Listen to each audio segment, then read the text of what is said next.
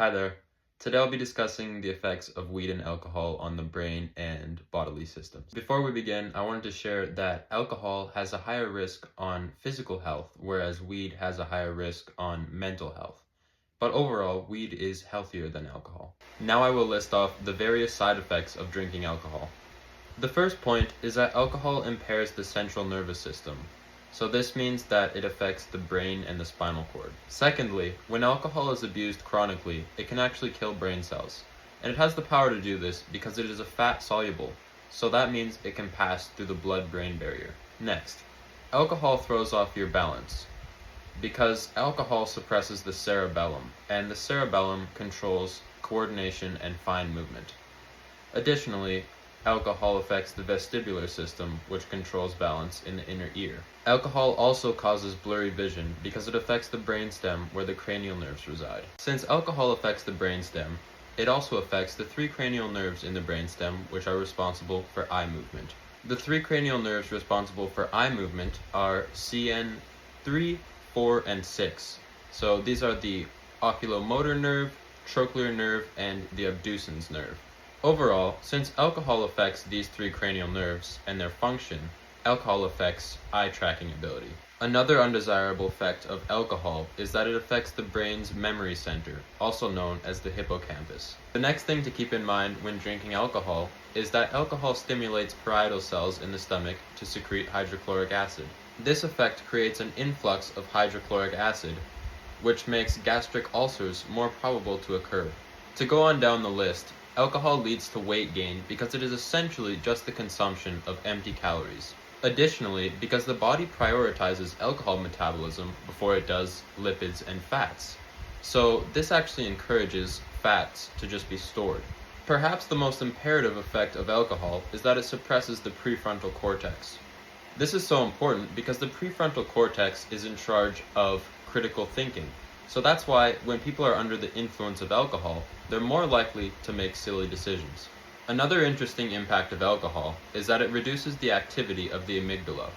The amygdala is the brain's fear center, so when its activity is reduced, people become fearless. Despite this immediate and temporary effect, if alcohol is used long-term, it can hyperactivate the amygdala and cause anxiety. When someone is actively drinking alcohol, their blood vessels dilate, and this is a term called vasodilation.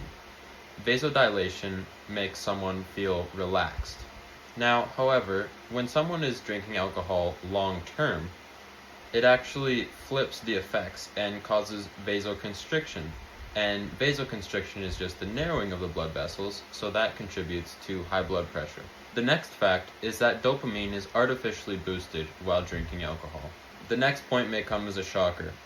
The alcohol found in our drinks is liquid ethanol. Liquid ethanol is actually classified as a poison. In fact, liquid ethanol, when it is evaporated, it turns into a gas.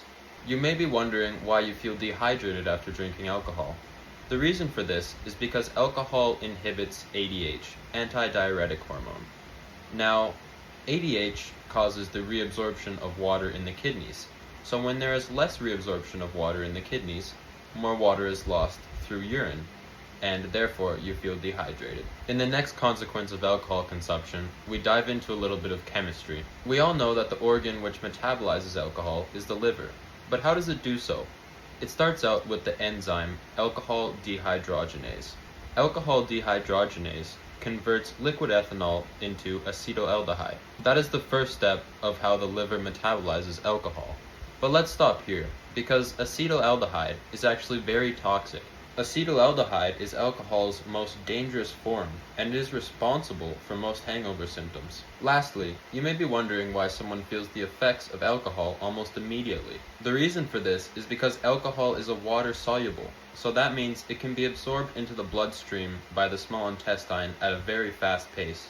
Okay, that concludes all the negative effects of alcohol, so let's move on to the negative effects of weed. Similarly to alcohol, weed creates artificial dopamine spikes during its usage. To explain why this is problematic at a deeper level, the artificial dopamine spikes cause the brain to stop producing its own natural dopamine. This is a dilemma because dopamine is the brain's neurotransmitter for motivation.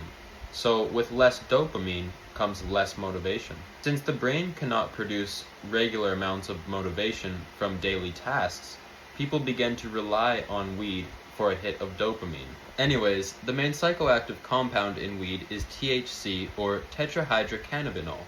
And THC is very dangerous because it can pass through the blood-brain barrier, similarly to alcohol because they are both fat-soluble molecules. This next point may be a surprise because many people believe weed helps them fall asleep faster.